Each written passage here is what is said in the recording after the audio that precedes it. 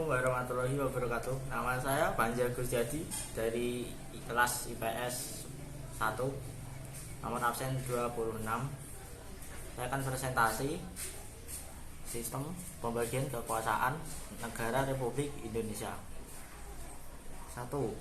Macam-macam kekuasaan negara Indonesia.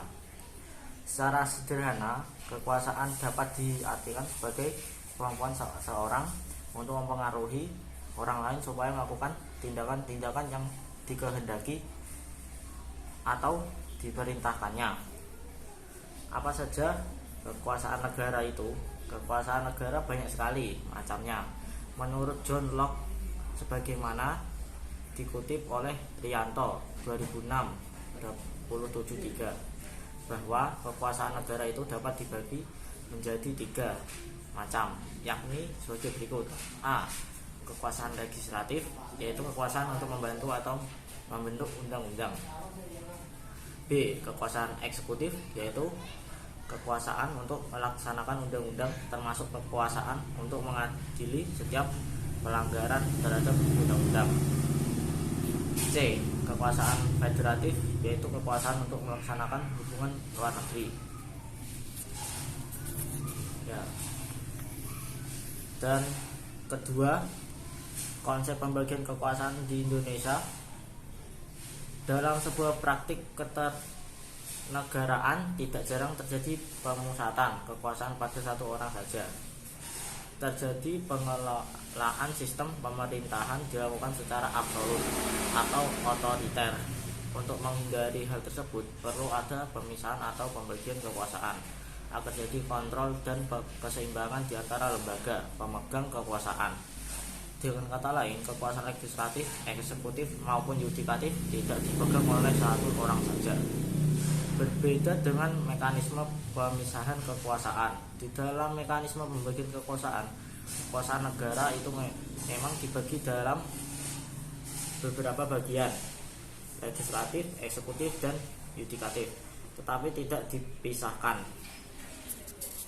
Dan bagaimana konsep pembagian kekuasaan yang dianut negara Indonesia? Mekanisme pembagian kekuasaan di Indonesia diatur sepenuhnya di dalam UUD Negara Republik Indonesia tahun 1945. Penerapan pembagian kekuasaan di Indonesia terdiri atas 2 bagian, yaitu pembagian kekuasaan yang secara horizontal dan pembagian kekuasaan secara vertikal. A. Pembagian kekuasaan secara horizontal.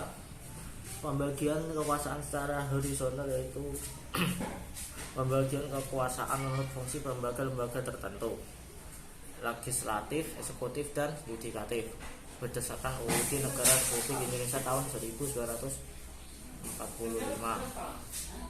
Secara horizontal, pembagian kekuasaan negara dilakukan pada tingkatan pemerintahan pusat dan pemerintahan daerah. Pembagian kekuasaan pada tingkatan pemerintahan pusat berlangsung antara lembaga-lembaga negara yang sederajat. Pembagian kekuasaan pada tingkat pemerintahan pusat mengalami pergeseran setelah terjadinya perubahan UUD Negara Republik Indonesia tahun 1945. Pergeseran yang dimaksud adalah pergeseran klasifikasi kekuasaan negara yang umumnya terjadi atas 3 jenis kekuasaan legislatif, eksekutif, dan yudikatif menjadi 6 kekuasaan negara. 1. Kekuasaan konstitutif, yaitu kekuasaan untuk mengubah dan menetapkan undang-undang dasar. Kekuasaan ini dijalankan oleh Majelis Permusyawaratan Rakyat. 2. Kekuasaan eksekutif, yaitu kekuasaan untuk menjalankan undang-undang dan penyelenggaraan pemerintahan negara. Kekuasaan ini dipegang oleh presiden. 3. Kekuasaan legislatif, yaitu kekuasaan untuk membentuk undang-undang. Kekuasaan ini dipegang oleh Dewan Perwakilan Rakyat. 4. Kekuasaan yudikatif atau disebut kekuasaan kehakiman, yaitu kekuasaan untuk menyelenggarakan peradilan guna menegakkan hukum dan keadilan. Kekuasaan ini dipegang oleh Mahkamah Agung dan Mahkamah Konstitusi. 5. Kekuasaan eksminatif atau inspektif, yaitu kekuasaan yang berhubungan dengan penyelenggaraan pemeriksaan atas pengelolaan dan tanggung jawab tentang keuangan negara. Kekuasaan ini dijalankan oleh Badan Pemeriksa Keuangan. 6. Kekuasaan moneter, yaitu kekuasaan untuk menetapkan dan melaksanakan kebijakan moneter, mengatur dan menjaga kelancaran sistem pembayaran, serta memelihara stabilan nilai rupiah. Kekuasaan ini dijalankan oleh Bank Indonesia selaku bank sentral di Indonesia. B. Pembagian kekuasaan secara vertikal. Pembagian kekuasaan secara vertikal merupakan pembagian kekuasaan berdasarkan tingkatannya, yaitu pembagian kekuasaan antara beberapa tingkatan pemerintah. Pembagian kekuasaan secara vertikal muncul sebagai konsekuensi dari diterapkannya asas desentralisasi di Negara Kesatuan Republik Indonesia.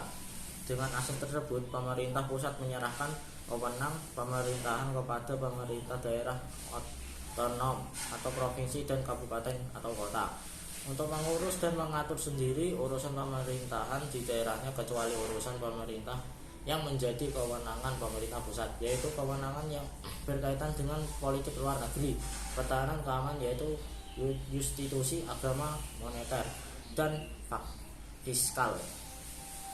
Oke, terima kasih. Assalamualaikum warahmatullahi wabarakatuh.